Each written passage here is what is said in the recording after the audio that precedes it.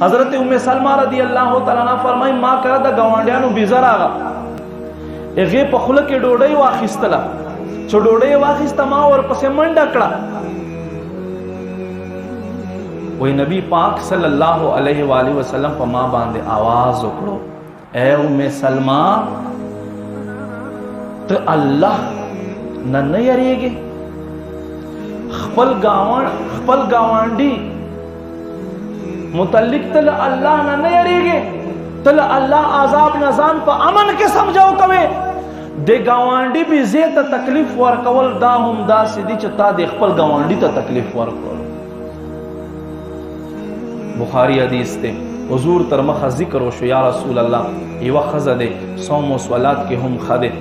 صدقات او خیرات کې هم خده خو بالکل خپل گاونډیانو سره نه لګی دي نبی علیہ السلام فرمائی لا خیر فیها و دے خزے کے خیر نشتا دے و دے خزے کے خیر نشتا صدقے هم کئے نفلونا هم کئے خو گاونډیانو سره تعلق نساتی فرمائی لا خیر فیها و دے خزے کے خیر نشتا وی قربانی و بلا خزہ هم دے اغی پا منز پا صدقات و خیراتو کے دومرا غنشتا دے خو اغی خزے کے دا کمال دے قربان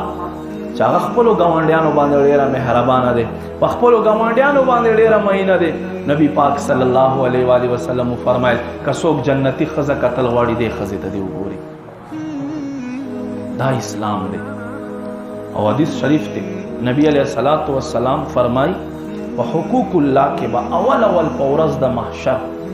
منزونو متعلق تپوس کی منزونو متعلق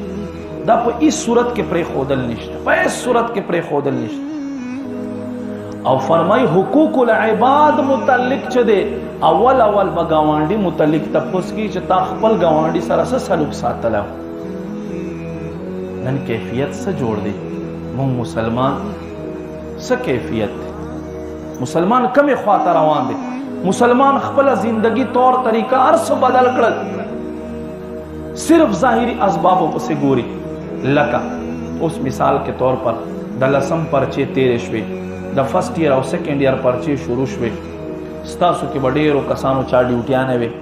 تاسو خپل ګریوان ته وګورئ کچا د بل چا ډوډۍ خوړلې حرام یې خوړلې ده ولې چې د حکومت له طرفه ملاويږي سلوي خورزه اسه لګیا دي نبی علیہ السلام فرمایي چا چې په خېټه کې ایون وړي د حرام او پرتوي سلوي خورزه د عبادت نه قبليږي بیا دې ته تهجد کوي کنه بیا څه دي فرض دې قبليږي خو ثواب تا نه په ملاويږي